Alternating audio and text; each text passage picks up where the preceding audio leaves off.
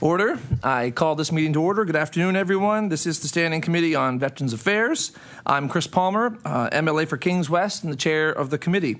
So today we will hear from presenters regarding an update on veterans trade programs. Good to see some familiar faces. I've seen at different events before, so welcome. I'd like to ask all of us in the room to please turn our phones off, put them to silent at this time if we could. And in the case of an emergency, I'd like to ask everybody to use the Granville Street exit and walk up to the Grand Parade. I would like to ask all of our committee members, beginning with Vice Chair Barkos, to introduce themselves and the constituencies around the table. Good afternoon, Danielle Barkos, MLA for Chester St. Margaret's. Good afternoon, Larry Harrison, MLA for Colchester Musquodoboit Valley. Good afternoon and welcome, Tom Taggart, MLA for Colchester North. Good afternoon. My name is Steve Craig. I'm the MLA for Sackville-Cobequid. Nice to be here with you this afternoon. Good afternoon, everyone. Susie Hanson, MLA for Halifax Needham. Gary Burrow, Halifax Shabukto. Good afternoon, everyone, and welcome. Tony Ince, MLA for Cole Harbour. Ben Jessen, representing Hammonds Plains, Lucasville. Thank you, everyone. And for the purposes of Hansard, I'd like to note the presence of Legislative Counsel Killian Summer to my left and Legislative Committee Clerk Tamara Naseba to my right. So, like I said, our topic today is an update on veteran trades programs, and I'd like to welcome you all here to our meeting today. And I know some of you have some opening remarks, but what I'd like to do is ask you all to introduce yourselves first, and then we'll bring it back to you for your opening remarks. So we'll begin with Mr. Smith for an introduction. Good afternoon. Brad Smith, Executive Director, Mainland, Nova Scotia Building Trades. Good afternoon. Dave Giannou, Director for the Atlantic Region of Helmets to Hardhats. Hi, everyone. Ava Czapalay, Deputy Minister, Labour, Skills and Immigration. Hello, Michelle Bussey. I'm the CEO of the Nova Scotia Apprenticeship Agency. And good afternoon. I'm Jeff Taylor. I'm the AVP Research, Innovation, International and Strategic Partnerships at the Nova Scotia Community College.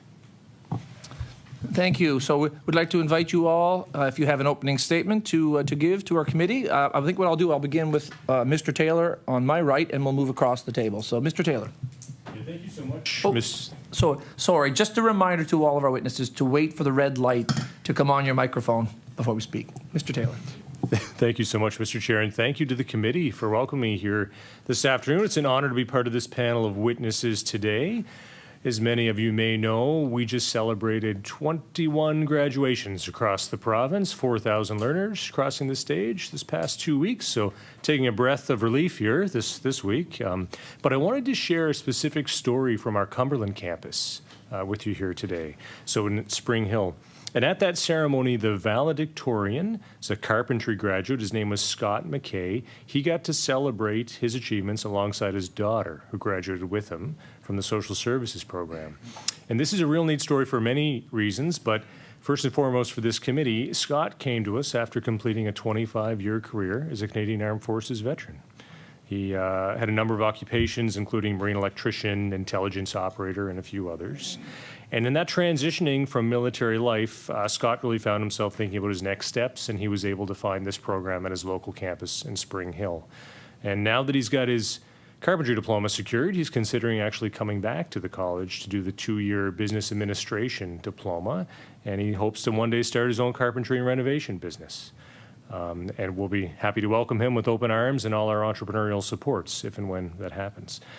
So a neat story about the discovery of a second vocation after a proud military career, and really a great reminder of the ongoing need and really the duty we have to ensure that our military personnel are supported following active service. In November 2022, our president, Mr. Don Bureau, appeared at this committee, and he spoke about how we were just getting started in our efforts to support veterans, as well as kind of active serving members, reservists, family members, all military-connected personnel. We've recently signed MOUs with Portage College in Alberta, Loyalist College in Ontario, and other colleges that are a little bit ahead of us in supporting the military community. Actually just spoke with Portage College on the phone yesterday, talking about some of the activity they do at Fourth Wing Cold Lake in Alberta. So we're working to strive toward better relationships with our military bases, through base commanders, through key staff, military family resource centers, transition groups, etc. We participate in a lot of key events that are happening right now with bases and with veterans. We recently hosted a Respect Forum at our campus. Mr. Chair, you attended as a supporter of our veterans. I'm really proud to say that my colleagues who attended that from the college, they are actually continuing to attend Respect Forums around Atlantic Canada. It's really a priority for us to have engagement in this space with veterans. We also are engaging with Veterans Canada and educational training benefits, and have done some tricks with our finance department to allow veterans to defer their tuition payments. There were some hiccups around perhaps leaving the military starting in September and not having the Veterans Canada transfer payment until like November. And at that time, the wolves might be chomping at the door to get your tuition paid, and we've made deferrals for all of our veterans in that scenario. A few other kind of simple supports we're offering. We're getting students connected with the Legion. They offer a free one-year membership for military-connected learners at the college, and all kinds of other details in programming that I'm sure we'll have a chance to discuss here throughout the course of the committee meeting. I'll leave you with one quote from Scott's valedictory address from Cumberland campus. He said, "Age and background do not dictate one's capacity to learn and evolve. It's never too late to embark on a new endeavor and forge new connections. Our journey of learning is infinite." Thought that's a really great quote from that valedictorian. So thank you again for inviting me here today, and I look forward to chatting more. Thank you, Dr. Taylor. Ms. Bussey, do you have opening remarks, or we'll go to Deputy Czapalay? Deputy Czapalay.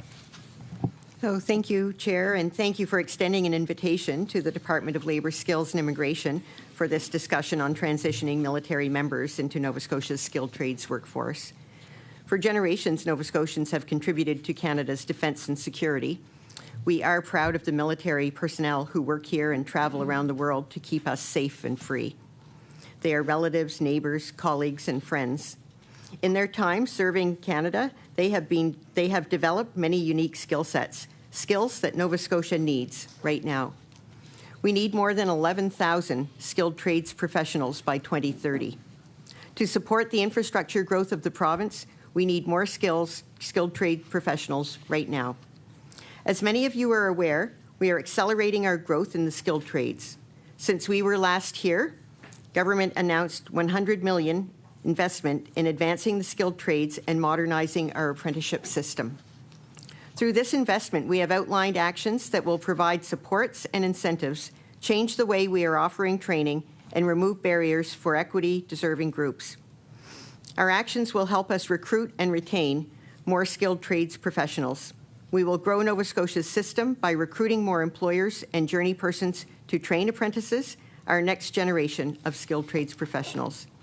In fact, in the next 3 years, we will add up to 5,000 more new apprentices to the system and increase the number of journey persons training apprentices by 1,000 each year. Our approach is focused on supporting the individual who is considering the skilled trades. It is focused on how we can help them become a skilled trades professional and build their career. We are interested in working with people to find the best pathway to a skilled trades career in Nova Scotia. Military members are highly skilled and often excellent candidates for the skilled trades when they are ready to transition to civilian careers. In return, skilled trades offers a rewarding and viable career path. It is a chance to serve communities in high-demand careers that pay well. As a government, we can help military personnel identify opportunities that are right for them in communities where they want to live. We can help them transfer their in-demand skills to our workforce. To support their journey, we're working with partners who understand the unique transition a military person is making to a civilian career. Partners like Helmets to Hardhats, Nova Scotia Community College, the Nova Scotia Apprenticeship Agency, and all our industry sector councils, associations, unions, and employers. Currently, the Apprenticeship Agency recognizes various Red Seal trades with military equivalents. The Nova Scotia Apprenticeship Agency can assess someone who has partially completed their military trades training and wants to continue learning through a trade apprenticeship, or someone who has completed their military trades training and may be eligible to challenge for certification in a related trade. There are many military trades that transfer to Red Seal trades. For example, someone who works as a construction technician in the military could challenge for the equivalent interprovincial Red Seal trade as a carpenter. While there are plenty of opportunities, making these transitions can be difficult. We want military personnel to know they are not alone, and we can help guide them through the process. To start, they can reach out to the Apprenticeship Agency to discuss their current trade status. Or, if they are uncertain about the trade they wish to pursue or how to connect to jobs, Nova Scotia Works Employment Centres located across the province offer free services and information both in person and online. Nova Scotia Works Centres are also ready to welcome the partners and families of military members who are transferring to the province both before and after they arrive in Nova Scotia. We have information available about this online through the job news section of novascotiaworks.ca. These services can be accessed virtually and through the 50 locations that I mentioned. Military personnel have already answered the call to serve their country. We want to help them as they transition their careers and find meaningful work in the skilled trades. Thank you very much, and I look forward to today's discussions. Thank you, Deputy Czapalay. Mr. Giannou. Thank you, sir. Good afternoon, MLA Palmer, members of the committee, fellow witnesses, members of the audience. I'd like to thank you all for taking the time from your busy schedules today to spend some time with us at this meeting. For those who don't know me, I'm Dave Giannou, Lieutenant Commander, retired. I had the privilege and honor of serving my country for 36 years in the Royal Canadian Navy. I retired back in 2018. And I'd like to thank this committee for inviting me here today to provide an update on the Helmets to Hardhats program and our successes in transitioning veterans into rewarding second careers into the unionized construction industry. I also look forward to discussing some of the challenges they meet through their transition. Although the majority of our work is with veterans, we also provide the same services to their partners and their dependents. We work with the national cadet programs, and we have reached out to the resettled Afghan interpreters who had worked with our troops over during the Afghan conflicts. Our program would not work, though, without the support and that we've received from the Canadian building trade unions and their employers, the support from our provincial and federal governments, Veterans Affairs Canada, and other organizations whose primary goal is to support our veterans and their families. And as a note, most of the organizations that were mentioned here already are organizations that we do connect with. Nova Scotia Works, the Construction Sector Council, they provide outstanding support to our veterans. So as the Director for the Atlantic region, my area of responsibility includes all 4 maritime provinces, and therefore I work closely with the senior leadership of organizations such as the Construction Labor Relations Associations and the Building Trades Unions. Mr. Brad Smith, our Executive Director for the Mainland Nova Scotia Building Trade Unions, has accompanied me here today to offer his knowledge and expertise in support of the trade-related issues that may fall outside my area of expertise. I work closely with Mr. Smith and his counterparts in the Maritimes to increase opportunities for our members. In Nova Scotia, I also work closely with the Nova Scotia Construction Sector Council, and I've used several of their programs for the veterans to provide pathways into the trades for both deserving veterans and their family members. Having a Helmets to Hardhats representative directly responsible for the Maritimes has increased our success significantly through constant communications and collaboration. We've resulted in a 300% increase in intake over the past 3 years in Nova Scotia alone. Our collaboration and work with the building trades provides our members access to appropriate training and mentoring required to attain their journey person or Red Seal status. We'll continue to build on these relationships to support our members transitioning into the next career. Helmets to Hardhats is a national not-for-profit organization that has been in operation for 12 plus years, and we've almost 10,000 veterans come through our doors looking for support in those past. Apply for our program, and we've referred thousands of them into well-paying second careers. And they're coming from ages 19 and 20 up to age 60, people who are looking to start a second career.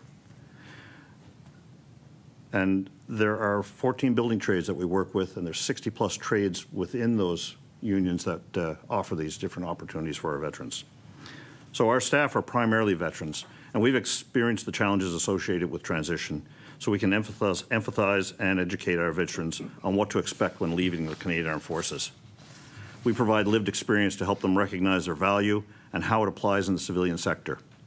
Recently, we had an outreach specialist focused on women and LGBTQ2 veterans, and now we have an Indigenous outreach member who's connecting nationally with our Indigenous veterans and the Indigenous communities to help overcome the barriers that are there getting into the trades. Our current National Executive Director, and we just changed over last year, is Mr. Jim Hogarth. He's a 40-plus year veteran with the United Association of Plumbers and Pipe Fitters. He's also the president of the Ontario Building and Construction Trades Council, the vice president of the Ontario Construction Secretariat, as well as a member of the board of directors of the Workplace Safety Insurance Board. His leadership and union connections are a driving force in the success of this program. I'm going to give you a quick overview of what how our program works. Our members are registered for an account on our website and provide a resume and proof of military service. We'll reach out and schedule a one-on-one interview to discuss options for their future career. While 9 of the 88 trades in our militaries, once they've reached the technician level, can challenge their Red Seal directly, the majority of the people who use our program do not have trade-related experience that will directly translate into one of the 60-plus trades we represent. So we'll discuss the members' experience, qualifications, and intentions, and along with the trades they are interested in and where they want to settle. Not everyone wants to retire and stay in the base that they retired from. With this information, we can help them develop a career path and then work closely with them and the appropriate union local to help navigate their transition into the trades. And our conversations with the unions and the employers across Canada on the challenges faced by members releasing from the armed forces without the benefit of EI tend to help expedite getting our veterans onto a job site so that they can continue providing for their families and the communities. As our founder is fond of saying, for what those fine, brave women and men do for us, offering them more options when coming home is just the right thing to do. And I'll end this on a note. Reservists can continue to serve their country and work on a second career in the trades. And one reservist I talked to, he said to me one day, Dave, as a reservist and a tradesperson, we build what we protect, and we protect what we build. So thank you once again for offering me the opportunity to provide you information on this issue. Sir. Thank you very much. And Mr. Smith. Thank you, Mr. Chair and members of the committee for the invitation to join you today. As Mr. Giannou mentioned, I am here to respond to any questions on how the building trades support the H2H or Helmets to Hardhats program. I just would like to start with, this is personal for me. My dad is a veteran. He was served as a pilot on the HMCS Bonaventure, which I was christened on. And I can tell you from personal experience the challenges for my dad and our family for him to transition from the Canadian Armed Forces into civilian life. So this is a passion for me and it's personal for me, and I'm really excited to be able to support the vets. The building trades in Nova Scotia represents approximately 13,000 skilled trades professionals in the industrial, commercial, and institutional sector. And our mandate is to recruit, train, and dispatch skilled tradespeople on demand for our over 300 partner unionized contractors. We have 7 state-of-the-art training centers with trainers and mentors to support our veterans to successfully transition into the skilled trades. Most of that training is free. This structure and support, along with a focus on safety, aligns very well with the culture of the military that our vets are accustomed to. And I believe it's a big part of the success of the H2H program.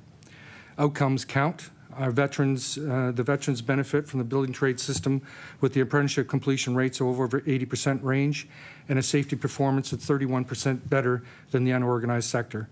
We are proud and honored to bring our resources and our expertise to support our veterans' transition into a skilled trades career. Thank you. Thank you so much. So we will begin our questioning from our caucuses. Just a reminder to us all that it's 20 minutes for each caucus. So we will begin with the Liberal caucus, and we'll go around to each of the caucuses, and we'll end our questioning at 3:45, and then we'll have to attend to some committee business after that. So we will begin with our Liberal caucus. You're on the clock. MLA Jessom. Thank you, Mr. Chair. To Deputy Czapalay, and thank you everybody for your comments and the opportunity to ask some questions today. Our understanding was previously there were 8 trades that were transferable from military to civilian. Has there been an expansion of that number since we last spoke?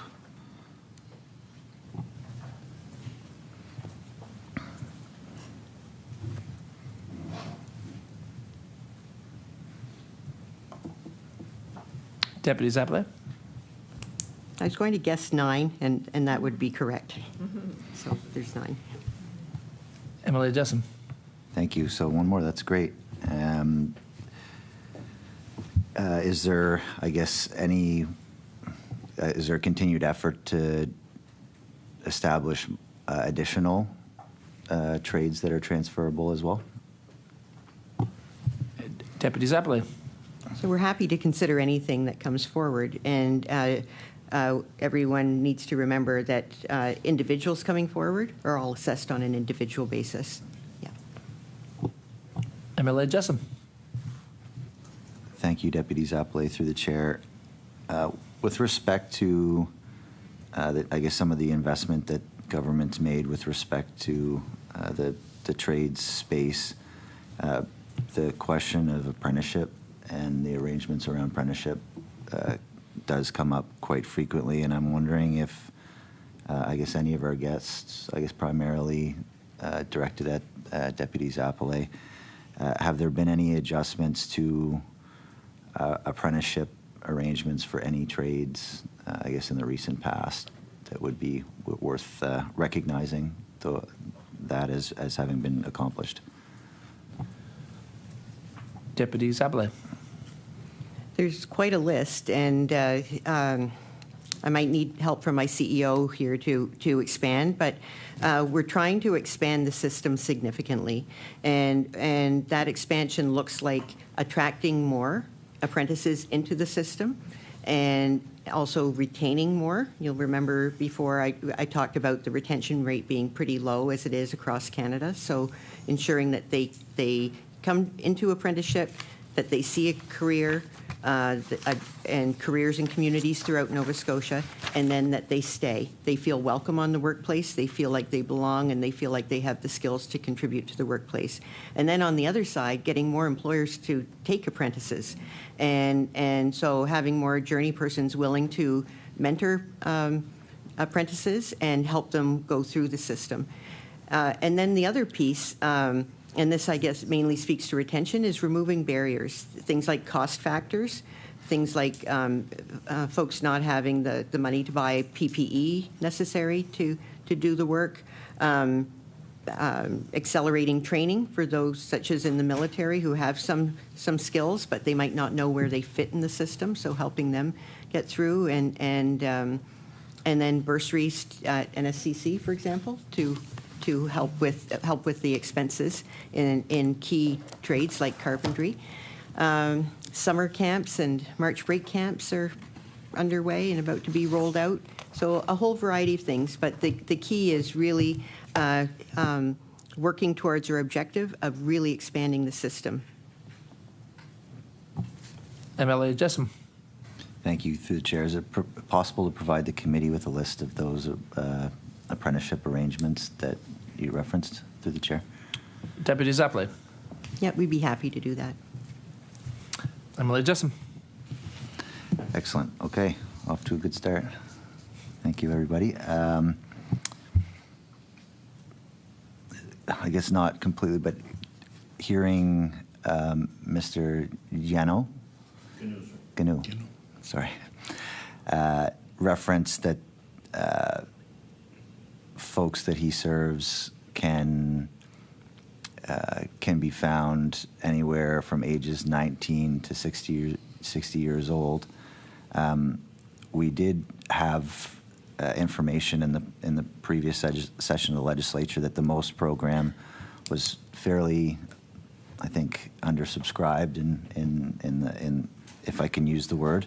I'm wondering where the MOST program sits in terms of its subscription, how many people have come through that in terms of, this would probably be through Deputy Czapalay, but I'm just curious how many folks are taking advantage of that program, and I guess one person that uses it is good, but we want to see that fully subscribed, given the government's recognition of the value in it. So you had mentioned Mr. Giannou and the deputy. We'll go to the deputy. Looks like you'd like to respond to that, Deputy Czapalay. Yes, if that's okay. So the More Opportunities for Skilled Trades program is a tax incentive that includes the skilled trades, and it's for people who are age 30 or younger, earning at least $50,000. So the program was completed its first cycle this year. It's primarily with the Department of Finance, but the Apprenticeship Agency is involved in terms of working through the numbers. We have heard anecdotally that it's a great program. With the competition across Canada for skilled trades, anything helps, and definitely having a tax incentive is something that is helpful. And during our marketing strategy to recruit skilled workers to Nova Scotia, we did hear anecdotally that it was an incentive that attracted people. I'm just checking to see if my CEO found a number for me in the briefing note.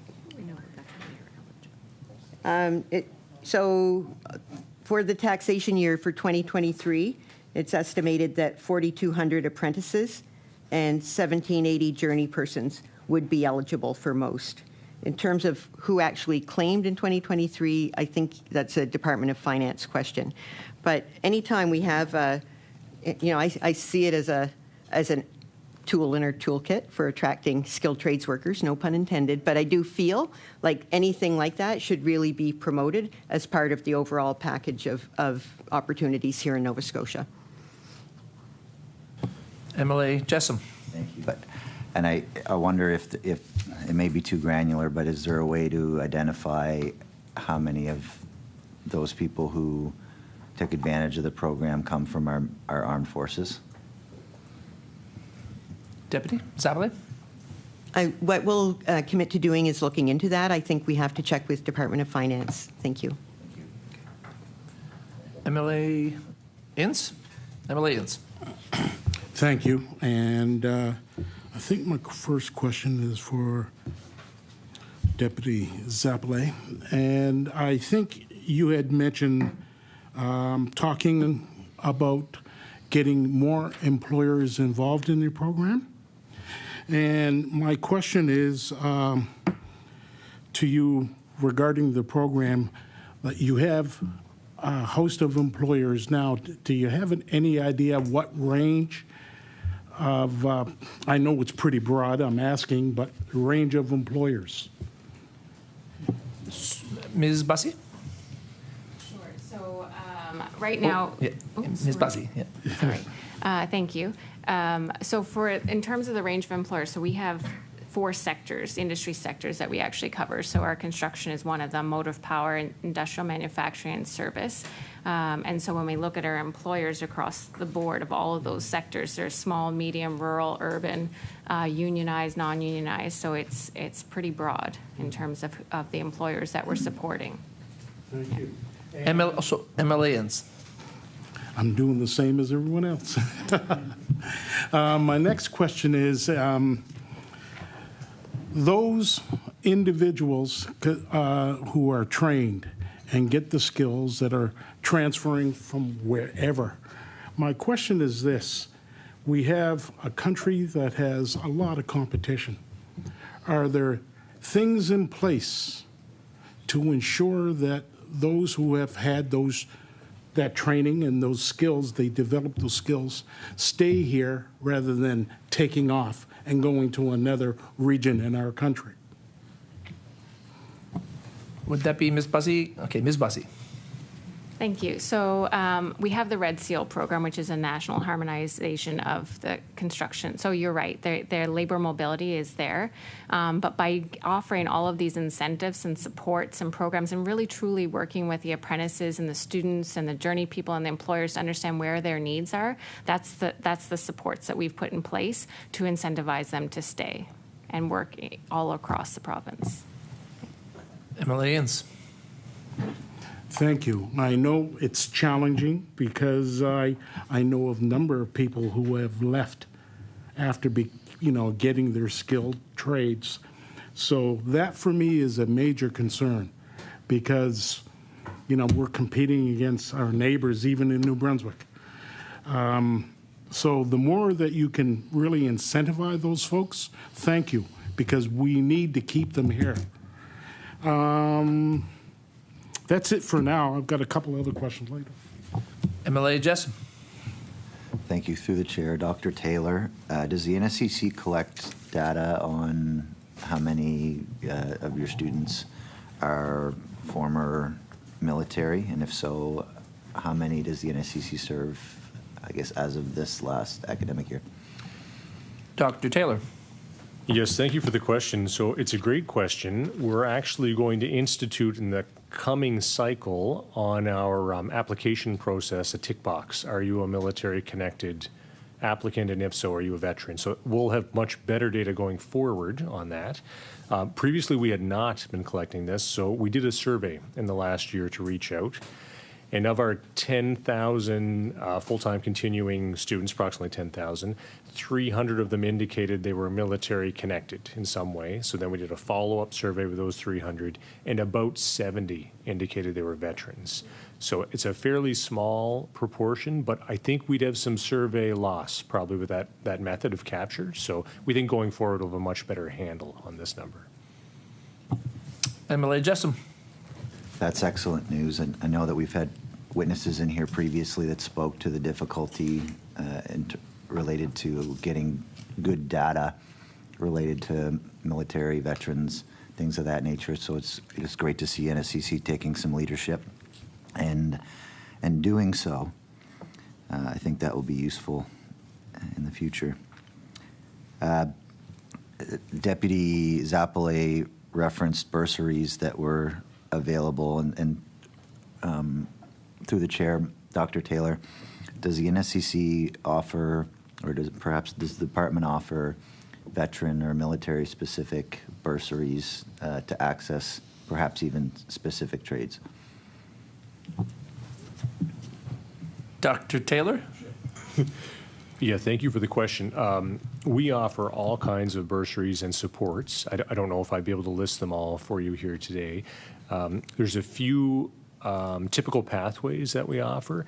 Veterans have access to a number of educational supports upon departure from the military. So one of our priorities is ensuring kind of ease of transition. You know, don't worry about paying your tuition. We'll work that out with Veterans Canada to ensure that that's all covered. In addition to that, though, there are other bursaries that students will be eligible for, especially in the trades and apprenticeship area. And then a third point I'll mention is in certain areas we've developed specific kind of pathways programming. Pathways to Shipbuilding would be one that would be familiar probably to most people, where we're really specifically recruiting with all the supports and services around it, students that will be able to contribute to this specific initiative. And often they have a focus on equity-seeking communities. So veterans would certainly be eligible for that, and that would provide a lot of wraparound supports. We're in conversations to consider specific, I don't want to compare veterans with equity deserving communities, but specific wraparound supports in a similar way that veterans would be eligible for as well. Just an anecdote here, you know, I lived in the U.S. for a long time before coming back home. And in the U.S. they have the GI Bill, and that's if you serve for a certain number of years in the U.S. military, you get free education, free post-secondary education. And they just kind of tick a box. And the universities I worked at, that just, you transitioned right through the business office into class. There was no question about tuition or anything. You were a veteran. I would like us to get to a similar state in that, where it's just a real ease of transition. We're building the relationships, we're working with the Veterans Affairs. We'll get there. There's just some process to get through. MLA Jessup with about 5 minutes and 20 seconds. 5 minutes, 20 seconds. Thank you. Through the chair, Mr. Giannou. Did I get it right that time? Closer. Giannou with a G. Giannou with a G. Giannou. Sorry, it's your name, so I want to try to get it right. Sorry, Mr. Giannou. I understand that Helmets to Hardhats put out a release on International Women's Day, trying to encourage more women into the trades. Would you have some stats or some information on how many women that you're working with in that respect? Mr. Giannou. Thank you, Mr. Chair. I don't actually have the stats with me on the women that we have working in the trades or have come through our organization. I know the numbers are increasing. Based on our communication plans, we're getting more interest I'm actually working with a partner of a veteran here in Canada, in Nova Scotia, who's looking to get in one of the trades. But I did actually bring the stats on the releasing numbers of military members. So in 2022, there was 6,346 regular force releases and 5,400 reservists. And of that, 984 were female, were women in the reg force, and 971. So you're seeing about 20% of the releasees are women releasing from the military. We're not getting 20% through our doors yet, but we're working to increase that. Our last program with outreach to women and LGBTQ2+ veterans was very successful. We made a lot of good contacts. It's all about communications and letting them know what programs are out there. MLA Ince. Thank you. And my question is to Mr. Giannou also. I know that there are a lot of challenges with a lot of people leaving the military lately. And with your helmets to hard hats, have you seen an uptake, and what age range, if you have? Mr. Giannou.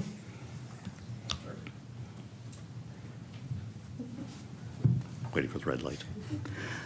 Yes, we have. Our numbers have increased significantly over the last 2 to 3 years all across Canada. About 3 years ago, our referrals into the trades were about 270 veterans and their family members, primarily veterans. This year, in the first quarter, we had over 100 members referred into the trades. We're expecting to see over 400. So within less than 2 years, you're looking at almost 80% increase in numbers.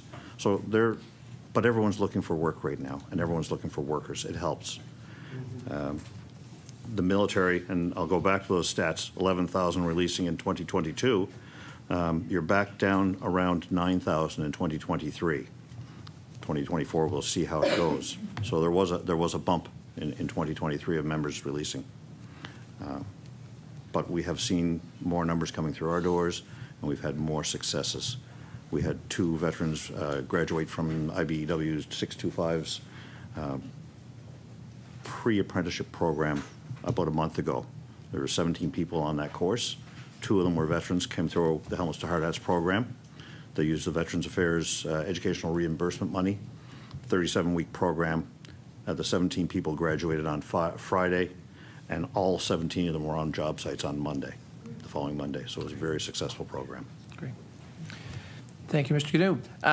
MLA Inson, I just want to, I neglected to say, right at the 20-minute mark, I will call order. So if you're in the middle of a response, don't take offense. I just have to keep the meeting on track. So minute to go, MLA Inson. Very quick question. Gee, I just lost my thought. Forget it. Must have been a lie. I forget.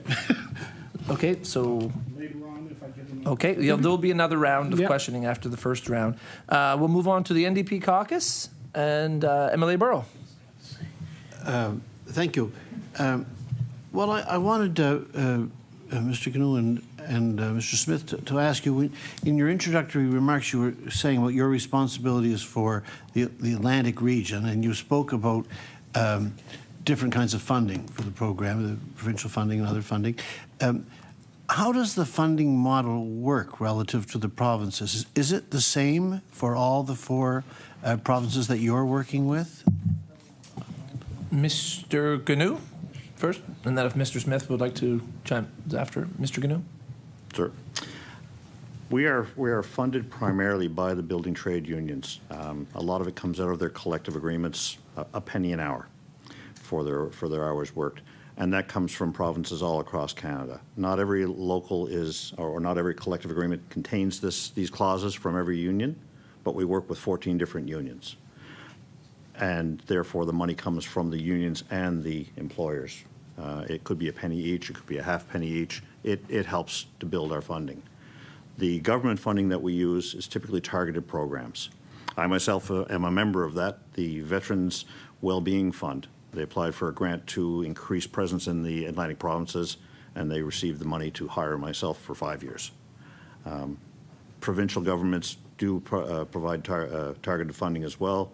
We have a program in Ontario supporting safety training for our members so that they're job site ready from a safety perspective, not trades perspective. But they don't have to leave the military, do some safety training, and then go to the job site because it's unpaid time for them. It helps them to transition. We also have some educational upgrading available as well through some of this targeted funding. MLA Burrow. Mr. Smith, did you want to add to that, or? Yeah. No. Okay, great. So that's helpful to understand how it works. But I want to ask the same question then about the targeted funding. With the targeted funding that comes from provincial governments in the area that you're responsible for, is it 4.25%, or is it prorated, or are there some provinces that are in tough on it and others that are contributing less? Mr. Giannou. Thank you, sir. Not all provinces are buying into the program yet. We're approaching them. We're a very small organization. When I joined the organization 3 years ago, there were 6 people on staff in Canada. So it's hard for us to make the grant applications, know what programs are available out there. We have been going after national grants primarily so that we can benefit all of Canada. We are working on the provincial governments to find out what monies are available to support our veterans in their transition process. But we also have to have a plan that works. It has to be a valuable transition program. And if not, if someone else is already providing it, and a lot of the unions are providing the safety training and the trades training within the province, that is not really a valuable use of our time. Hope that answers your question, sir. MLA Burrow. Yes, it does. So when I don't know if you're familiar with what the contributions of provincial governments are outside of the Atlantic region, but can you characterize in general as we look across Canada, what I'm really wondering is Nova Scotia pulling its weight? Are we in the middle of the pack, top of the pack, not quite yet there? Do you have any sense of that? Mr. Giannou. Sir, again, that's a very challenging question. Thank you, sir. The Ontario government, we see about 50% of our veterans come in through Ontario. Up until recently, it was Alberta. We had a lot of people from Alberta. The Alberta government did provide funding, and a lot of the Alberta trades bought in as well. Ontario right now is about 50% of our clientele. They have really stepped up. They have provided some outstanding funding for our program. It applies primarily to the Ontario residents. There is spillover into the other areas because we deal with all 10 provinces. For Nova Scotia, again, I haven't pulled a lot in yet. I haven't had a lot of discussions or looked at the grants that are available. But Nova Scotia has some great programs in place that we use anyway. The Sector Council, the Apprenticeship Agency will stand up. Why would I duplicate the effort if it's already there? But one point I will mention, for intake, it was Alberta, Ontario, and then the rest of the provinces. Recently, it turned around Ontario, Alberta, and third in line right now is Nova Scotia. So yes, if you're offering money, sir, I will definitely come over and see you. MLA Burrow. Well, this is probably a good forum to ask you. What advice or guidance would you have for the Nova Scotia government about ways in which, on the targeted funding end, the government could be helpful in supporting and advancing the program? Mr. Giannou? Sir, I will quickly answer this, but I would like to have Mr. Smith chime in on this as well because he deals a lot with our trades. Mm-hmm. What areas for our program's communication? We've recently hired a director of communication about a year ago. We're getting ads out. We're getting more information out about our program. And as long as people know our doors are open, they will come in and talk to us. and I get huge support from the building trades and the employers. The transition piece is a challenge, but again, I'd like Mr. Smith to chime in if he wouldn't mind. Mr. Smith. Thank you. In the building trades, there's 500,000 workers across the country in the building trades. In Nova Scotia, we have about 17,000 ICI workers, and there's about 13,000 of them are in the unionized sector. And so when you think about that penny an hour, you can imagine how many hours are coming across the rest of the country. And a lot of the programs we have in Nova Scotia, because of the Sector Council, the Apprenticeship Agency, and a lot of the training that we do support the veterans with is free when they come into the trades, their safety training. So if I would say we're targeted, it's really core funding to make sure we have, pardon the pun, boots on the ground. And the boots on the ground and why we're having success in Nova Scotia is Mr. Giannou. And so if the province would support that, really that's what we need to support, is making sure that we have people like Dave working out there every day. And, you know, we've got funding for you for another couple of years, I believe. And so, you know, having that person doing that work every day is really the key for us. Thank you. MLA Burrow. Well, thank you for explaining that, and it's good to have that underlined and laid out clearly. That's great. I wanted Dr. Taylor to come back to a couple of things you were saying about comparing our situation to the GI Bill and how does it work. So with the educational training benefits, is there that same kind of seamlessness, and how does it differ? Dr. Taylor.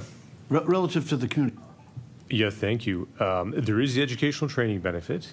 That's attached to an individual, so an applicant can be eligible for that under the Veterans Affairs program. They then, as an individual, need to go through the process of applying and obtaining all the documentation and everything. That can be a bit cumbersome, I think, and so we would like to provide supports for individuals when they're applying and they have this opportunity. So far, we've gotten, working with our finance team on providing kind of a grace period, like it is understood this is a veteran, we see their documentation. Veterans Affairs will be providing support, we just need to be patient, and so we're working on that. But as far as the seamless aspect, I think there's still a bit of opportunity for us to improve. Emily Burrow. Thanks. That's kind of the picture that you painted before. I just wanted to confirm it. So in that case, why would it not be worth considering for the college to simply say that for retired service members, tuition of the NSCC is free? Dr. Taylor. Yeah, thank you. I would love to make tuition free for everyone. Of course, that's not quite a financial option for the college writ large. We'd have to talk to many people maybe before we make that decision. But I do love the idea of ensuring that our veterans are supported and aren't being charged out of pocket. So finding a way that we can build the bridge to Veterans Affairs to make this a real smooth, to use your word, seamless transition, it is definitely an option we're pursuing. I mentioned we've been working with a few other colleges across Canada who are a little bit more advanced in this space. Portage College in Alberta, Loyalist College in Ontario, and kind of learning from them and the systems they've set up to do this. So I'm optimistic that we'll get there. Currently, the veterans are not paying anything out of pocket themselves. It's more just a question of how our institutional systems dock up with the Veterans Affairs Canada systems. Emily Burrow. So if I'm understanding you right, the absolute numbers of veterans in the college's programs reasonably small. I think under 100. A significant percentage of their tuition costs, very significant, is coming through the educational benefits programming. So the aggregate cost to the university of a policy that said veterans don't pay tuition here couldn't be very high. Why not, from that point of view, consider it? Dr. Taylor. Yes, thank you. So are you suggesting that the scalability of this would not present a financial challenge in the future, Mr. Burrow? Emily Burrow. Well, I'm just thinking about the basic numbers that you've presented. So your first response was about, free tuition is a big issue, big cost, big discussion. But this point isn't big issue, big cost, big discussion. It's a pretty finite number for whom it sounds, based on your description, a majority are having the majority of their costs paid. So that why wouldn't the way to solve any dissonance or friction for anyone who's waiting for a check or having some administrative whatever holding it up, why wouldn't it actually serve the aims of that we're talking about this afternoon to say at the community college in Nova Scotia, if you're a retired service person, you don't pay tuition? Dr. Taylor. Yeah, thank you. So I think we've effectively done that from the experience of the students. They're not paying tuition out of pocket. They're not receiving any hardship. The question is, and I might have to get back to you with more details, the question is about the different insurance providers that are engaged with Veterans Affairs Canada and how the cash flows and how we work that out. But that's our systems stuff to figure out. That's not on the individual learners or the veterans that are trying to get in there. So I want to reassure you, we're not preventing anyone from engaging in education because their tuition bills aren't paid or anything. We recognize there's some systems issues and we're working through them. Emily Burrow. Thank you. Deputy Czapalay, I wanted to ask a kind of parallel question about the MOST program. So those established benefits we've seen from that tax refund, we would wish that to accrue to as many veterans as possible, and yet we know that the age of people coming out of military service retirement is apt to be, on average, significantly over 30. So I'm wondering, has any consideration been given to extending the tax benefits of the MOST program, either under that name or another name, to veterans entering the skilled trades? Deputy Czapalay. So thanks for the question. I have to say that the MOST program and how it's defined in the participants in the program, it's managed through the Department of Finance, so we can endeavor to get that information for you. Emily Burrow? Yes, thank you.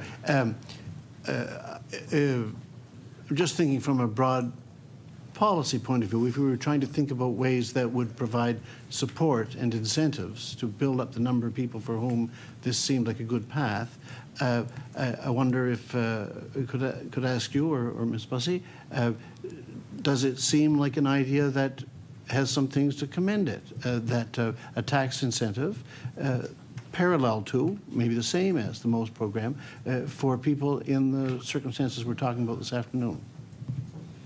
Deputy Czapalay. So I think any and all suggestions are welcome in terms of incenting people to participate in the skilled trades. So I'll take this back and we'll get a response for you. Emily Burrow. I was wondering if Ms. Bussey. Ms. Bussey, do you have to add? Nothing to add, no. Okay. Emily Burrow. Thank you. I'm thinking back to when we were talking about this issue a few months ago here at this committee. One of the things that was talked about was the journey person to apprenticeship ratios and how those are being changed and trying to get more people in a position where they can get their hours in. I wanted to ask you, Ms. Bussey, are we seeing the improvements that the department had hoped for in this area? Ms. Bussey, with 4 minutes and 50 seconds. Sure, absolutely. We are seeing record number of apprentices coming through and registering into the system, more than we've ever seen, and we are attributing that to all of our incentives and programs and supports that we put in place, including the ratio change. Emily Burrow. Thank you. Those are the things I wanted to ask. Okay. Emily Hansen? No? Okay. We will now move on to our PC caucus. For 20 minutes, we'll begin, I believe, with MLA Craig. Well, thank you very much, Mr. Chair, and thank you all for being so engaged here today. And one thing that strikes me right off the top is the networking and the collaboration between all the entities, and more so that aren't at the table today, to help our veterans who come out of the military. I was struck, Dr. Taylor, when you indicated that gentleman who came out and was alluded to earlier by MLA Burrow that 25 years. A lot of people start their career in the military at 18, so they'd be 43 roughly. And there's so much more to life after age 43. My kids are all older than 43. And it's interesting to me, the lifelong learning that's required and also embraced, especially by members of our military when they come out of service. And that transition is quite the transition. My father came out of the military. He served on the Bonnie. You were Christian on the Bonnie. You're a little bit younger than I am, but I was there as a teenager and on the Bonnie and served, not served, but as a dependent was sailing on the Bonnie. So it's very near and dear to my heart too. But Dad, when he retired, he actually taught at NSIT. And so I know a number of military people who come out of the military and retire, have valuable skills that are transferable and are able to educate others. And I have a couple of questions. I'll start with you, Deputy, if I might, Mr. Chair. And that has to do around, you talked about the individual who comes out and the evaluation of the skills and opportunities and sort of matching those. And that leads me to micro-credentialing. So in micro-credentialing, you don't have to take the whole course if all you need is this one little piece to complete and to be able to go forward in a program. And I know you indicated about the Red Seal and that we had a number of people who go directly to Red Seal. But I wonder, Deputy, if you could comment, please, on micro-credentialing as being a possible solution and an opportunity for a member who is coming out of service and needs just through the evaluation, one-on-one evaluation, and that service that's provided, how that would play out here in Nova Scotia. Deputy Czapalay. So thanks for the question, and we're extremely enthusiastic about micro-credentialing and have worked for a couple years with the community college and with the universities, all 10 of them, as well as the sector councils and industry, to develop a micro-credential framework for Nova Scotia, which ensures that participating employers can access micro-credentials of the same quality. And we're creating a micro-credential repository where free training can be made available to employers,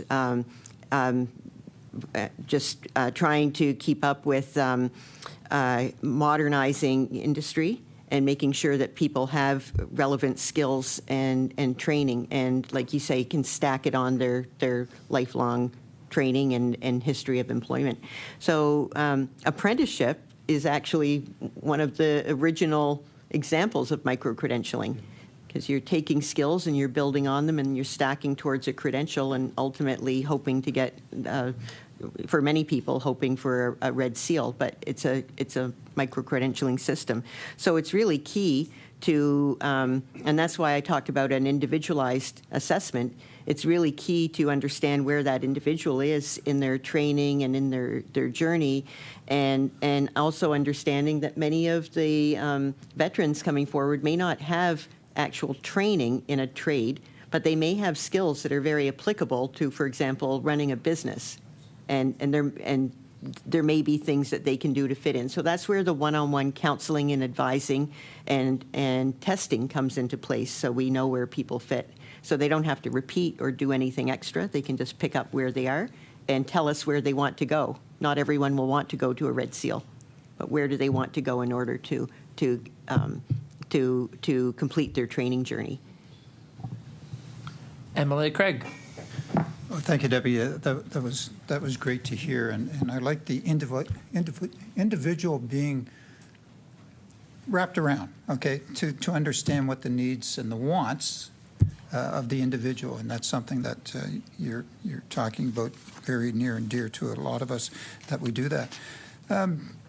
Dr. Taylor, I wonder if I could turn my attention to you with a question or so. So please tell me a little bit about tell us a little bit about the programs and resources that the college might have that are geared towards helping veterans achieve additional education in the trade, sort of a play on this.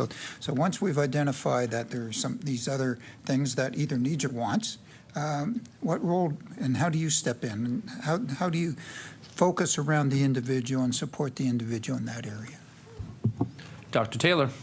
Yeah, thank you. That's a great question. So in addition to the kind of trades programming that was just mentioned here by Deputy Czapalay, we have a number of other programs that would be natural education transitions for veterans to make. One of the kind of individualized considerations that can at times be a challenge, but we're working to address it, is the notion of recognition of prior learning. Because you're coming out of the military, great skills, great training, great experience. How do we map that properly into a program that you may be interested in? And those often become quite individualized and therefore manual and take time. So we're trying to do some pre-mapping for certain military occupations where you come out of this occupation with X number of years of experience, you get credit right into this program. So we're trying to do more and more of that. I've got a few examples here in front of me. The construction technician trade in the CAF is equivalent to the first year of our carpentry diploma, for example. And we've got a few of those. We're looking to do more and more, so the transition's much more smooth. I'll also note that's not a unique Nova Scotia challenge. Every college in Canada is kind of challenged with this. So it's just a part of the educational process. In terms of additional supports, we're trying very hard to lean into various almost student culture activities that will embrace veterans and military-connected learners more. Clubs on campuses, for example, specifically for veterans and military-connected personnel. I mentioned the program with the Legion, trying to encourage students get a free membership benefit for a year at the Legion. Wreath-laying ceremonies. I know it's almost a no-brainer. Of course, you're going to observe Remembrance Day. Doing it in a coordinated way where our campuses have a contingent that lays a wreath at the local cenotaph that welcomes veterans and military connections. Very meaningful, very, very simple, you might say, but quite meaningful culturally for the students on the campus. In addition, one thing that's been mentioned a few times, our veterans and military-connected learners, they don't have the perhaps classroom challenges that an 18-year-old student of high school might have.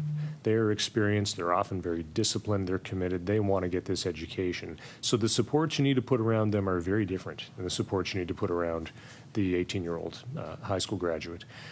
So that means different sorts of student services. Perhaps they have mental health supports they need, perhaps they have post-traumatic stress or a number of other things, accommodating them and ensuring that they can still get all of their classroom learning done, perhaps assignment extension deadlines, things of that nature, things we're very sensitive to.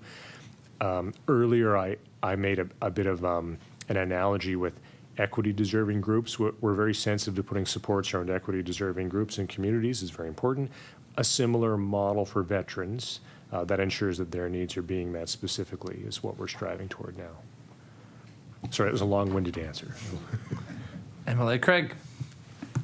Thank you, Mr. Chair. You're among politicians. I don't think anything would be too long-winded. Welcome to the club. Welcome to the club. You touched on something that I wasn't thinking of, and that is when we talk about the members coming into the system, they essentially are middle-aged, mature students. And I would suggest to you that they add to the fabric of an institution, almost, if I dare say, parental figures in some cases. A trusted figure, those who have life experiences. And I think that's a wonderful addition to any learning institution that we might have. When we talk about things like supports for them and for the members who come out and transition, and you talked about, Dr. Taylor, a few people and organizations that you work with. So when we talk about helmets to Hardhats and also to, you didn't specifically say this, I don't think, but transition services in the Canadian Armed Forces. How great a role, perhaps either you or anybody else on the panel, can you comment on just how well this whole idea of post-military education is embraced by the transition services of the Canadian Armed Forces and engaging you to help their members. That's sort of one. But I also want to recognize that this is part of a journey. So the ultimate goal is that they be employed. All right. So, and I wonder if you might also touch about the employers that you talk with. The benefits of being a mature individual, experiences, and those are very attractive to a business. All right, you've got stability, you've got a number of benefits that we can go into that we can all talk about, social, economic, and what have you. But I wonder, Dr. Taylor or anybody else on the panel, if you could comment about your work with the Canadian Armed Forces and their transition services. Dr. Taylor. Yeah, thank you. So great questions. We do work closely with the bases in the armed forces. They have a number of programs that exist that are kind of tailored toward transition. They have something called SCANs, Second Career Assistance Networks, which are really meant to help aspiring veterans come out. They have education fairs. We participate. Greenwood has a wing welcome that they do to bring in employers. I mean, so we really try to be connected to those groups. I will note, and it's an understandable challenge, right now the Armed Forces is understaffed. I've heard numbers as high as like 25% shortage in personnel. I was in Ottawa about 6 weeks ago. They call it Outlook Days. The Air Force, the Army, and the Navy all do a day where they talk about kind of the year ahead and industry partnerships and engagement they will need, and so we're listening. And the head of the Air Force was there, and he said that he just signed a waiver for someone who's 67 years old to stay in the Air Force. So they're that, I don't want to say desperate, but they're really looking to retain personnel in every possible scenario. So when we go to them and we say we have some great exit programs for veterans, they're not as enthusiastic as maybe when we say we have some great entrance programs, some pathway programs into the military. That's great. They're excited about that. But the transition out is something they want to sort of minimize, understandably. But of course, we work with them, and it's all very positive. To your second point about career connections and ensuring that there's strong employment post-transition. You know, you've heard us say this before, I'm sure. At NSCC, we're very proud that all of our students, or 99% of our students, have a work-integrated learning experience, a work placement. So every student spends time with an employer in industry, in community, whatever it might be, before they graduate. That's really a key part of ensuring that there's attachment to a career post-education. So we ensure that that happens as well, of course, with our veterans and military-connected learners. And most employers, certainly in 2024, they're very keen to find good workers, and a retired veteran with good training is a top-notch hire for most employers right now. So it's not hard to provide that connection. Thank you. MLA, Mr. Smith. Thank you, Mr. Chair. And a couple things I would speak about in the building trades. When we work with helmets to hardhats, we're recruiting and dispatching based on demand. And so there's already the connectivity. So they're going into that and straight to work. It's important to note around supports, apprenticeship is a relationship. It's a relationship between the master craftsperson and the person learning the trade. And so we have directors of training to make sure that they're getting aligned with the right mentorship. And because the construction industry can bump up and down a little bit, we have the ability to move those apprentices and those veterans from contractor to contractor seamlessly to make sure that, but again, the importance of that connectivity to directly into that, what's in demand in the job, the training specifically for that. And finally, the importance of that relationship to relationship between that journey person and that military veteran learning the trade is really where the success of the retention and completion comes from. Thank you. MLA Craig. Thank you, Mr. Chair. Thank you, Mr. Chair. If you don't mind, perhaps go to some of my colleagues, and I'll certainly be able to chime in again when the time permits. Thank you. All right. MLA Harrison, with about 5.5 minutes. Thank you, Mr. Chair. Just a couple of questions for Mr. Giannou. Actually, this is a great segment, a great sector to draw on to shore up the trades, no question about it. Could you expand a little bit on the types of programs and services that are offered here in Nova Scotia for veterans who could benefit from it? Mr. Giannou. Sir, thank you very much. Our organization, our primary focus is to make the connection between the veterans, educate the veterans on what's available out there and make that connection within the trades and within the unions. The trades are providing a lot of the training for us, the safety training and the trades training and the apprenticeship. They are doing analysis of what the skills and experience our veterans have moving forward, and they are allowed to or able to create tailored programs for them.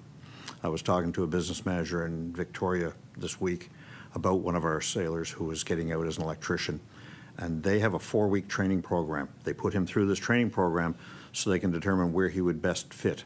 One of the challenges we have is we have strong military backgrounds, strong training for the Navy environment, not as strong in the construction environment.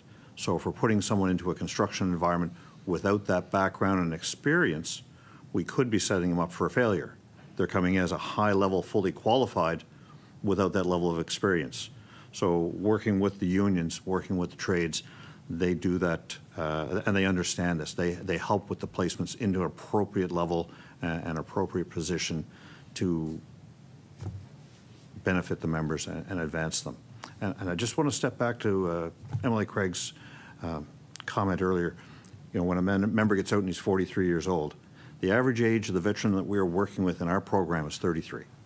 It's people that are doing 10 to 15 years and deciding it's time to move on. They're happy with what they've done to serve their country, but they're 33 years old. Absolutely, they have a full career ahead of them.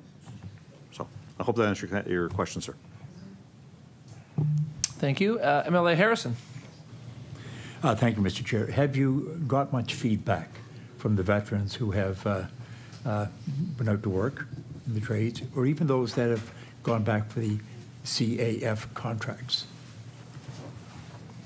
Mr. Giannou. Thank you, sir. We do. We actually have started a program recently of reaching back to our historical members to see how they're doing. We also have testimonials on our websites from these members. Last year I attended one of the Boilermakers Apprenticeship Awards dinners where one of our veterans was honored as being the top apprentice in the Boilermaker trade. They're doing well. We have one testimonial on our website, a gentleman who retired 8 years ago, joined the United Association of Plumbers and Pipe Fitters, and has been with the same company for the last 8 years under the unionized contract and loving it. He says he works 4 days a week, and I said, maybe I should get a job like that. And I said, no. So yes, we do follow, sir. MLA Harrison. Thank you. I'll give my colleague here a chance to ask a question. Okay, MLA Barkos with 1 minute and 50 seconds. Okay. That's not a lot. Doesn't leave me a lot of time. So I will start with Mr. Smith. Can you tell us about the members you represent and share any opportunities they have seen from a hiring perspective for the military and veterans looking to get into a post-service career in the trades? Mr. Smith. In 30 seconds, I believe. You have 1 minute and 18 seconds. Okay, so thank you. So we hire based on demand and what the contractors are looking for. So that is our responsibility, is to train and dispatch for that. We love the military veterans because they bring, number one, teamwork is number one. They're very good at that. And they get up in the morning, they show up on time, and they work a full day. They're absolutely ideal candidate for the trades. They might not be the journey person status, but they're actually natural leaders on our construction sites. They come to us with a good safety, maybe not construction orientation, but they come there with a mindset around safety and watching out for others. So we love them. We work with just about all the diversity and inclusion and working through and recruiting that. And wraparound supports that. The military vets are, again, another unique group that we recruit from, and we're just excited to have them. They bring great skill sets, and we're there to support them to get them quickly as possibly to the journey person status. So, yeah, they're just a gem to work with. Thank you. And I think what we'll do is we'll pass it over. We had like 5 seconds to go. Okay. We will pass it over for our second round of questioning. Each caucus will get 10 minutes in this next round, and we'll begin with our Liberal caucus. MLA Ince. Thank you, Mr. Chair. I remember my question now. you offer those programs. I guess my question might be a little outside. It's for any one of the presenters. There are individuals who are in the services who may not want to get training in the skilled trades. Are there programs or supports for those, like IT, that are going into those same business? Because some of those same businesses have IT people. They have people that, counsel or social workers. You know where I'm going with this. Is there something for those individuals in these programs? Mr. Gannon. It's my turn to pronounce it. Mr. Giannou. Thank you. Yes, sir.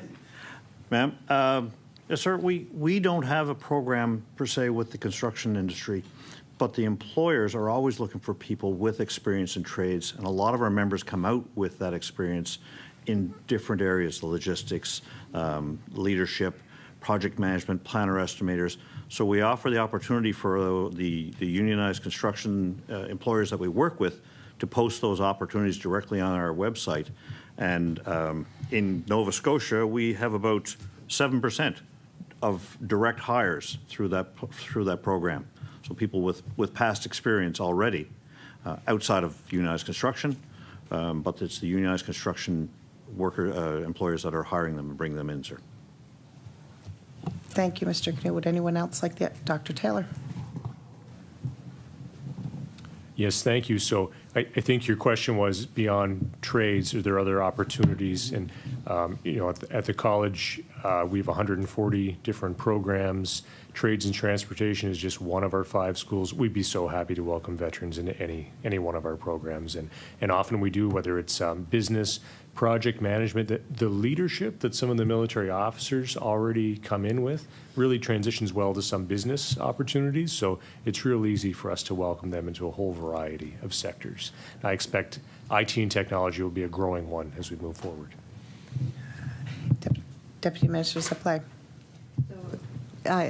While listening, I was thinking about our Nova Scotia Works offices, and of course, veterans are welcome to visit those offices and discuss where they're at and look at what types of employment might interest them. And we offer programming through those offices as well as through a variety of different ways. MLAns. Thank you. I just want to say thank you to all of you for all that you're doing for those who have served and done so much for our country. Thank you for being sort of open and being sort of visionaries and looking at some of the solutions we need for our future, especially now. Thank you so much. MLA Jessom. Thank you, Mr. Chair. Mr. Smith, I'm just wondering, and this may get into a space beyond military, but just generally speaking, can you provide some comments on some of the things that you're proud of having worked on in the recent past with respect to improving people coming into the trade sector, just generally speaking, things that you would note for the committee and for the record, things that you're proud of having worked on with government? Mr. Smith. Thank you very much for the question. It's a pretty broad question. Many things we're proud of. We're proud of our success rate around retention and completion, which I think is the #1 focus for us. We're proud of some of the innovative programming we're bringing in. We're just, Nova Scotia is the pilot for the building of green, so we're now training our tradespeople on how to build green, and we're doing training for each individual trade on that. We've just launched our National Indigenous Awareness Training in the trades, so we're that. We've got we're doing some interesting micro-credentialing within our trades. So I'll give you an example. The electrical trade, we've got the only EV charging station trainer in Nova Scotia. So he trains on installation and training EV charging stations. So we're now training our tradespeople on that. I think overall, you know, what we're excited about is we're on the leading edge of a lot of what's required for the trades training, because we're working for those contractors. We're investing a couple $100,000, I believe, over the next little while on new technologies, on VR, AR technologies and things like that. So you know, we are the experts in trades training because we do it every day, and so that's what we're going to continue to do, is how quickly and efficiently and effectively can we get new tradespeople out there in the workforce, and to do so that they're working safely and helping us grow the Nova Scotia economy. MLA Jessom. I offer Deputy Czapalay a couple minutes to respond to that same question as well, please. Deputy Czapalay. So first, you'll notice that we are proud of working with partners like Brad Smith and others. We have a great relationship, and he's contributed a ton to the sector and phones me a lot. Slips me proposals. But together we're striving to be better. And so things that I'm proud of are the way that our partners work together to strengthen the apprenticeship system. Mr. Smith and others gave their time to sit on a pre-apprenticeship panel for Minister Balser. The co-chair was Don Bureau from NSCC and myself, and the purpose of the panel was to look at ways where we might work together to really remove all barriers so that people saw pathways into apprenticeship. We wanted people to understand that they could do direct entry, they could go to NSCC for training, they could go through the military and have their credentials assessed, or through another line of work and have their credentials assessed. They could challenge exams. So we looked at why people didn't feel welcome at work and all the circumstances around retention. We looked at everything, and then presented Minister Balser with a wide array of recommendations. And I'm proud to say that we're working with our partners, especially with NSCC and the Apprenticeship Agency and others, to make sure that those recommendations are addressed. But one of the things I think is pretty exciting is that we will be coming up with a landing page so that people who are trying to understand how to navigate the system can just go to one place and then get information on apprenticeship, get information on direct entry, get information on what it's like to work in the trades. Make it easier for people to understand what the pathways are. MLA Jessom. So back to wearing my opposition hat. Mr. Smith, is there anything that you would add for the record that is, I don't know, glaring, or things that you're saying, why aren't we quite there yet? You know, these are things that we've been working on with government, things that you want to see done. So it's important to recognize the work that has been accomplished, but I also do want to offer you an opportunity to mention some of the things that you hope will be done to make your world function a little bit better, through the chair. Mr. Smith, minute and a half.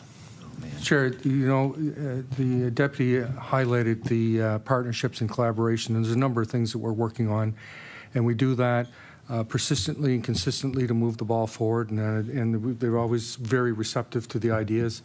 You know, there's things like we're trying to get the building trades unions recognized as the employers so that we can sponsor immigrants directly. And I'm working very closely with the province and NAVA on that particular initiative. So there is always things where, you know, I've always got a funnel of things we're working on and improving. What I will say is that the government is very receptive, and working with the minister and the deputy on these initiatives is, you know, we just keep moving it forward, just keep driving it forward. Thank you. I'm going to adjust them 40 seconds. Dr.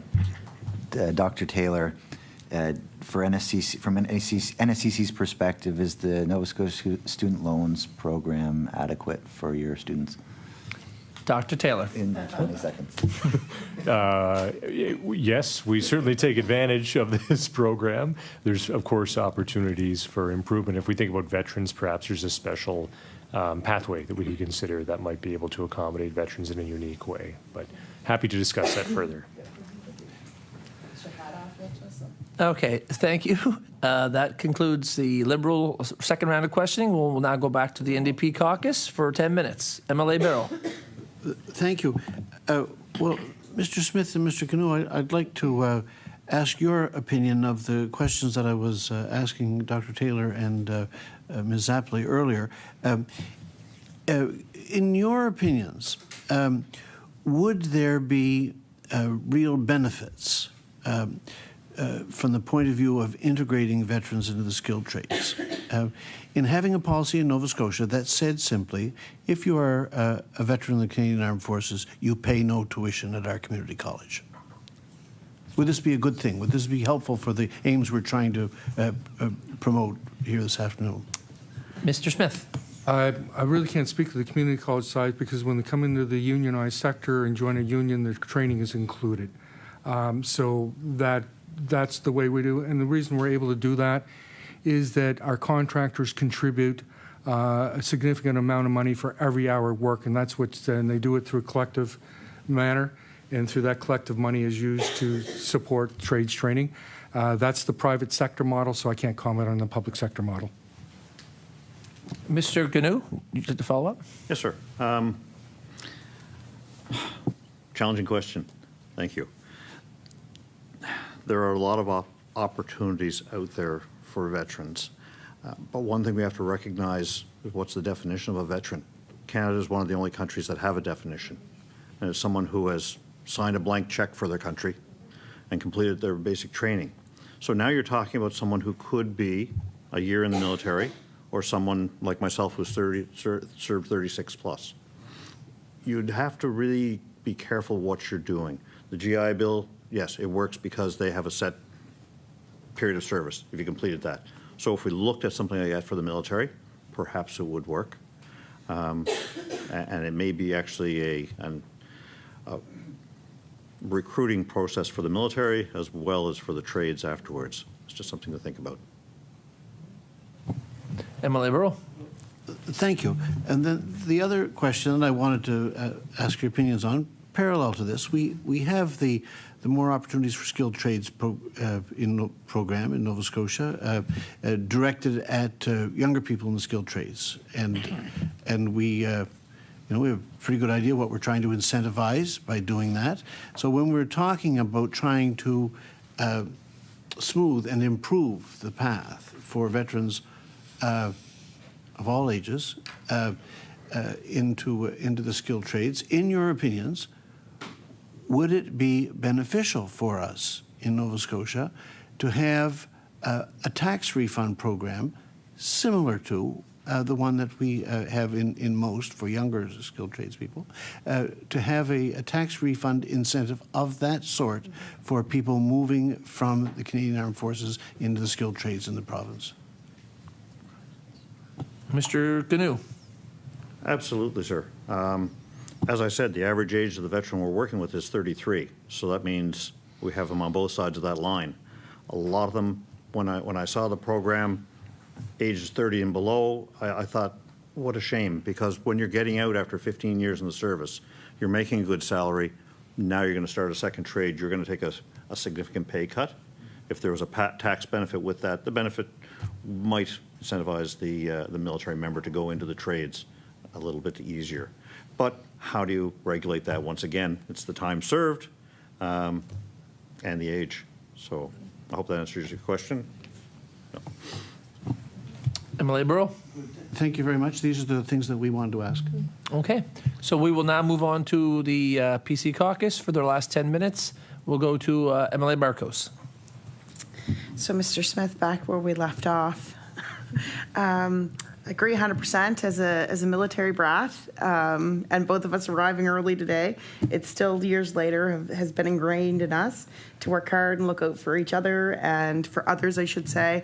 I'm lucky enough to be on this nonpartisan committee, and Googled you. I didn't know about you before, but for all the millions of viewers out there watching us today, can you tell us a little bit more about your organization, how it's structured, and just give us a little more detail? Mr. Smith. So as you may have picked up in Google, my background is actually business and economics, and I've got a passion for growing this province. I spent most of my career on what I would call the economic demand side, which was working with companies and organizations, developers on how to build the economy. And then out of the blue, I was approached by a recruiter to join the building trades who I'd never even heard of them. And what I quickly realized when I looked at the building trades is the value that they brought for Nova Scotians. It represents about 6% of the economy. These are middle class, 13,000 families depending on these middle class jobs. And what I call the building trades, and again, a business background, no union background, I looked at them and said, these are capitalists with a conscience. And why I say that is because we work very close partnership with our contractors. If our contractors don't win bids and win contractors, our workers don't go to work. And so the values really struck me on that, because the values on taking care of people, the values on returning home safely. Every year I go to Ottawa and lay a wreath on the behalf of Nova Scotians who have lost their lives to industrial disease or died on the job. And so my passion for the building trades and the organization, how it's structured, it's 13 trade unions who are out there working in partnership with our contractors, making sure that we have the best skilled tradespeople to get the job done right, safely, productivity, and with high productivity and quality, do it the first time right.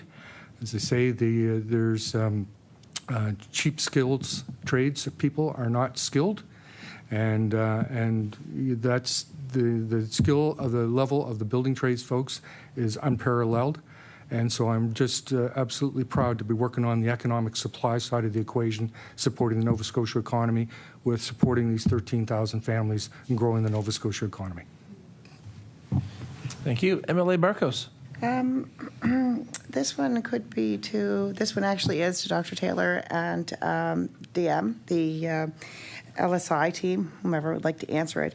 But I'd kind of like to know what are the most in-demand courses, and you give very fulsome answers. So I've heard snippets of my answer, but not quite the whole thing. So I'd like to know what is the most in-demand skilled trades in Nova Scotia, and how the NSCC is aligning its programs to meet with the demands while supporting veterans.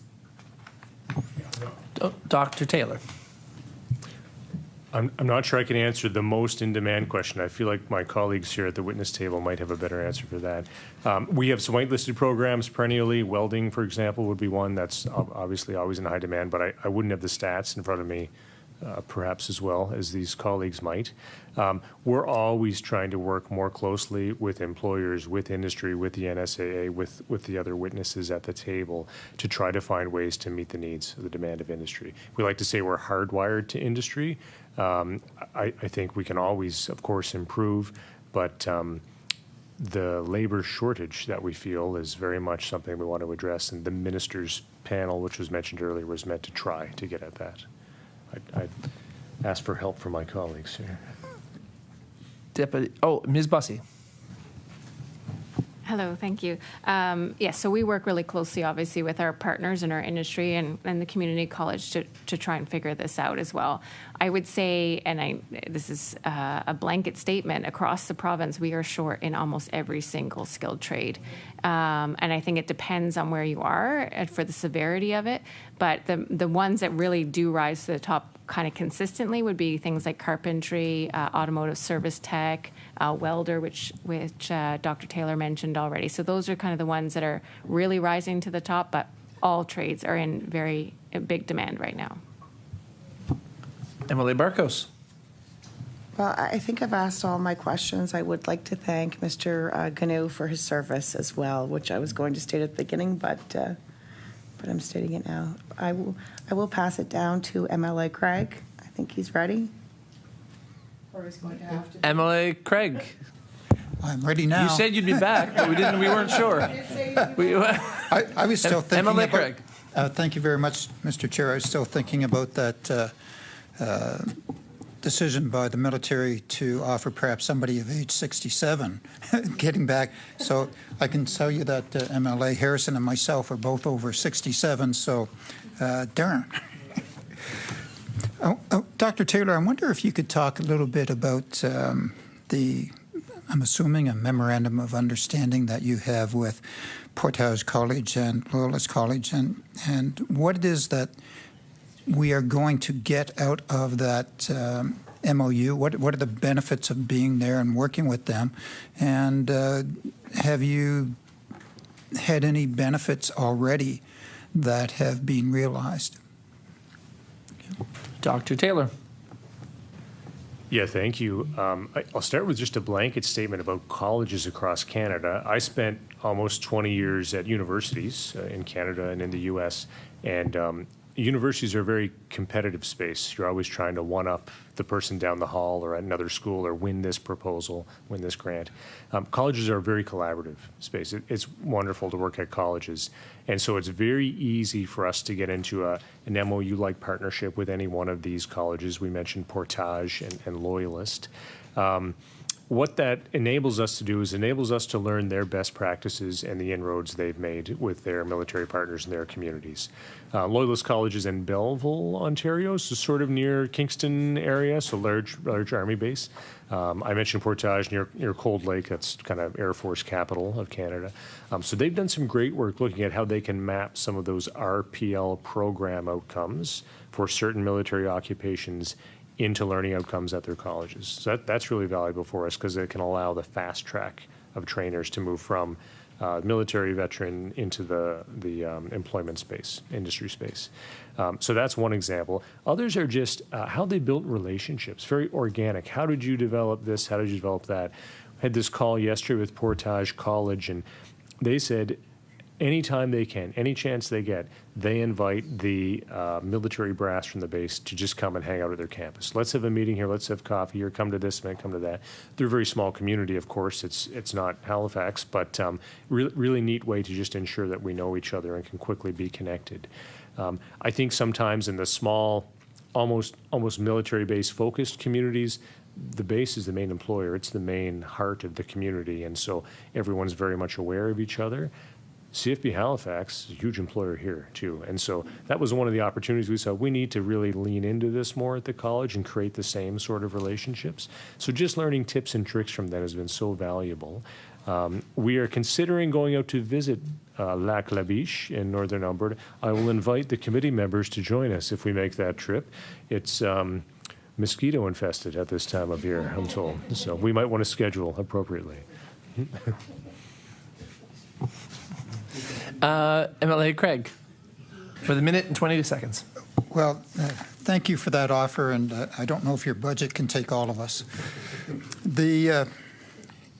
I guess I'll conclude, wrap it up, and say again, thank you very much to each and every one of you for the work you do on behalf of the veterans, of members who have served our country, and those continuing to serve and will at some point come out of service. The life of the military, as we all know, it's all-consuming, and the skill sets and the culture that you have are very much those that can benefit our economy beyond service, and to do everything that we can to encourage that, and to do everything that this committee can to encourage you to do and to be the very best that you can, I think is something well said and ought to be said often. So, Mr. Chair, I don't have anything else to offer. Again, it's a wonderful thing, this committee, to be able to talk about, because it's the only committee like this in any of the legislatures across Canada that focuses on veterans. And to come from a community that has served Canada so well and is a big employer, then I think we do a good job here. And again, Mr. Chair, thank you very much. Thank you, MLA Craig. So that concludes our question and answer period for our committee here. We'd like to give you all an opportunity to give a closing statement. So maybe what we'll do, we'll go the opposite direction this time, and we'll begin with Mr. Smith, and we'll go across the table. Mr. Smith. Thank you, Mr. Chair. One comment I would make, I think we need to reframe trades shortage to skills gap. There are many members in our community underrepresented in the trades or equity deserving groups that have double-digit unemployment. And I think our focus needs to be on how do we close the skills gap, because there is people out there that if we work closely with them, we can help bridge that gap. The veterans are a group that are trying to transition where there's a skills gap. There's equity groups where there's skills gap. And you know, and I know that we've just put 100 people through 9 different programs just in the last number of months in partnership with the Nova Scotia Constructors Sector Council, and we've got a 66, almost 70% stick rate for those individuals in the trades. These are people who have been incarcerated or other challenges they were facing, and they're all equity deserving individuals going through those programs. And so I think the focus needs to be on how do we close skills gaps, and then how do we retain those individuals in the trades, because every person we retain means there's 3 less we have to recruit. Thank you for the opportunity today. Mr. Giannou, closing statement? Yes, sir. Thank you, everyone, today for taking the time and hearing some of the issues that we're dealing with as veterans transitioning into the trades or into our second career. There are a lot of challenges out there. One thing that resonated with me today is I hear a lot about military-connected students, and I'm proud to say that Dr. Daryl Cathcart is one of my colleagues from Helmets to Hardhats. He's spearheaded this initiative across Canada. He's worked closely with NSCC. He's worked with Loyalist, I think was one of his first colleges that he worked with. It's recognizing military communities in these educational institutes and recognizing for what they are, providing a support structure for them. The unions do that for our veterans very well. I find that's very similar. The brotherhood and sisterhood I had in the military, the people I joined with 40 years ago and still hang out with from time to time, I consider them family. I see the same structure in the unions, so it's a great landing place for our veterans. But once again, thank you for your time today. If you have any questions, you know where to reach me. Thank you. Thank you, Mr. Giannou. Deputy Czapalay. Well, thank you very much for the conversation. I always find I learn when I'm here, and appreciated hearing your remarks, Mr. Giannou. So I just want to say, and perhaps underscore what Mr. Smith just said, which is there's room in the skilled trades for everyone. We have a massive need here in Nova Scotia, and certainly there's room for veterans, but we need people from all across Nova Scotia. We need more women. I glanced at you, MLA Hanson, to see if you were going to ask a question about women, but perhaps you already know. But, you know, there's less than 9% of women in skilled trades, so why is that? And there's only about 20% of equity-deserving employees in the skilled trades. So we need to ensure that the skilled trades are more diverse, and that more people see an opportunity and a pathway in the skilled trades for them, and that employers do their utmost to make people feel welcome and safe, and help them want to stay in the skilled trades. Thank you. And we'll go to Dr. Taylor. Yes, thank you so much, Mr. Chair. And again, I just want to offer my thanks on behalf of our president, Don Bureau, for including the college at this panel discussion this morning. It was a great discussion with the committee. Just a final commitment that we'll continue to seek support through partnerships, through innovation, through funding opportunities to further our ability to support our country's veterans, as well as active serving personnel, reservists, children's spouses, and military-connected folks, as they look to further their educational and professional journey. It's a big commitment for us at the college. If you have any questions, of course, please reach out to me at any time. And if any of your constituents have questions, we've set up a new NSCC military website. By all means, please Google that, send them that way. We have a dedicated email address, military@nscc.ca. Send any questions that way, we'll get right back to you. Or my colleagues here in the room will get right back to you on that. So thank you so much. That's wonderful. Again, thank you all for coming today before our committee. It's been a great conversation. We will now I'll give us a 3-minute recess to allow our guests to leave, and then we'll come back just for a small bit of committee business. So we'll stand in recess. Thank you.